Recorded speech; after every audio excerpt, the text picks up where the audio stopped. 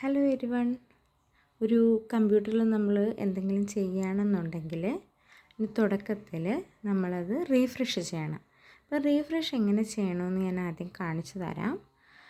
ഇത് ഞാൻ ആദ്യമായിട്ട് ഇടുന്നൊരു വീഡിയോ ആണ്. ബിഗിനേഴ്സിനും അതുപോലെ ഇതുവരെ കമ്പ്യൂട്ടർ യൂസ് ചെയ്യാത്തവർക്ക് ഇത് ഉപകാരപ്രദമാകുമെന്ന് ഞാൻ വിചാരിക്കുന്നു. അപ്പം നമ്മൾ ഉപയോഗിക്കുന്നതിന് മുമ്പായിട്ട് നമ്മൾ ആദ്യം റീഫ്രഷ് ചെയ്യണം.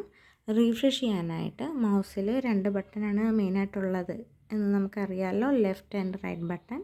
അതിൽ റീഫ്രഷ് ചെയ്യാനായിട്ട് നമ്മൾ റൈറ്റ് ബട്ടണാണ് യൂസ് ചെയ്യേണ്ടത്. This is left and this is right. So left button നമ്മൾ ആദ്യം ക്ലിക്ക് ചെയ്യുക. അപ്പോൾ കുറച്ച് ഓപ്ഷൻസ് വരും. അതിൽ നിന്ന് തേർഡ് ഓപ്ഷൻ റീഫ്രഷ് നമുക്ക് സെലക്ട് ചെയ്യാം.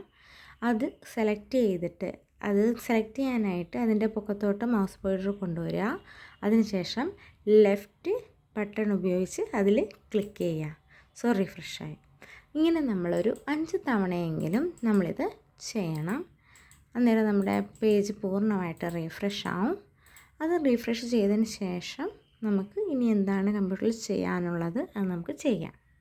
അപ്പോൾ ഇന്ന് ഈ വീഡിയോയിലൂടെ ഞാൻ നിങ്ങൾക്ക് ഒരു ന്യൂ ഫോൾഡർ എങ്ങനെ ക്രിയേറ്റ് ചെയ്യാമെന്നാണ് കാണിച്ചു തരാൻ പോകുന്നത്.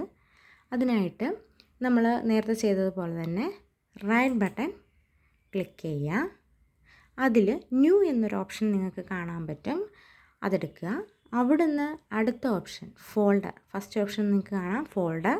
അതിൽ ക്ലിക്ക് ചെയ്യുക. അതിൽ ക്ലിക്ക് ചെയ്യാൻ നിങ്ങൾ ലെഫ്റ്റ് ബട്ടണാണ് യൂസ് ചെയ്യേണ്ടത്. അത് ക്ലിക്ക് ചെയ്ത ശേഷം ഇങ്ങനൊരു പിക്ചർ നിങ്ങൾക്ക് കാണാൻ പറ്റും.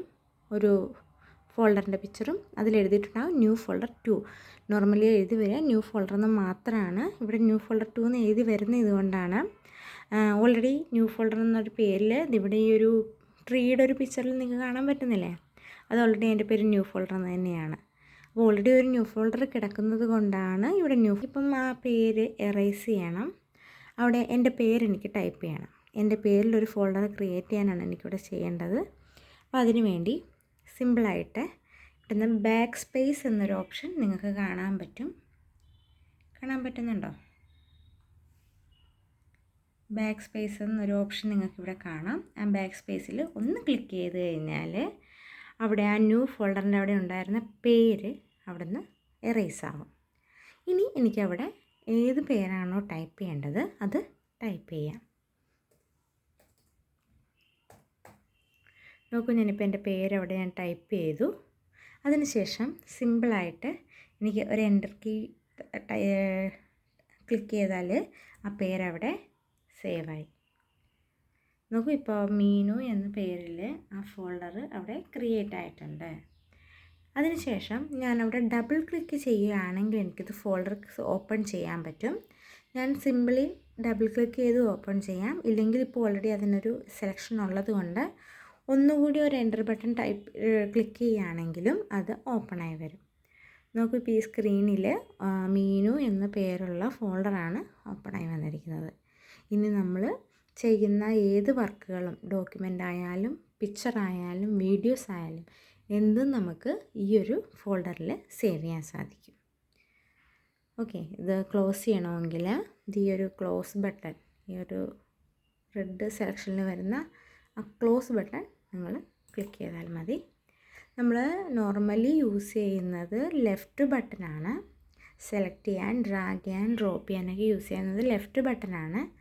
റൈറ്റ് ബട്ടൺ നമ്മൾ നോർമലി യൂസ് ചെയ്യുന്നത് റീഫ്രഷ്, ന്യൂ ഫോൾഡർ ക്രിയേഷൻ, അല്ലെങ്കിൽ നമുക്ക് എന്തെങ്കിലും ഈ ഒരു ഫയലിൽ അല്ലെങ്കിൽ ഈ ഒരു ഫോൾഡറിൽ നിന്ന് നമുക്ക് എന്തെങ്കിലും ഓപ്ഷൻസൊക്കെ എടുക്കേണ്ടി വരുമ്പോൾ അതിൻ്റെ പൊക്കത്ത് കൊണ്ടുവന്ന് ലെഫ്റ്റ് ബട്ടൺ റൈറ്റ് ബട്ടൺ കൊടുക്കുകയാണെങ്കിൽ നമുക്ക് എന്തെങ്കിലും കൂടുതൽ ഓപ്ഷൻസ് എടുക്കാൻ സാധിക്കും. ലൈക്ക് ഞാനിപ്പോൾ ഇവിടെ റൈറ്റ് ബട്ടണാണ് കൊടുത്തത്. ഇതിൽ നമുക്ക് കുറേ ഓപ്ഷൻസ് അവൈലബിൾ ആയിട്ടുണ്ട്. ഇങ്ങനെയുള്ള സംഭവങ്ങളിലാണ് നമ്മൾ റൈറ്റ് ബട്ടൺ യൂസ് ചെയ്യുന്നത്. ഓക്കെ, എല്ലാവർക്കും മനസ്സിലായെന്ന് വിചാരിക്കുന്നു. Thank you.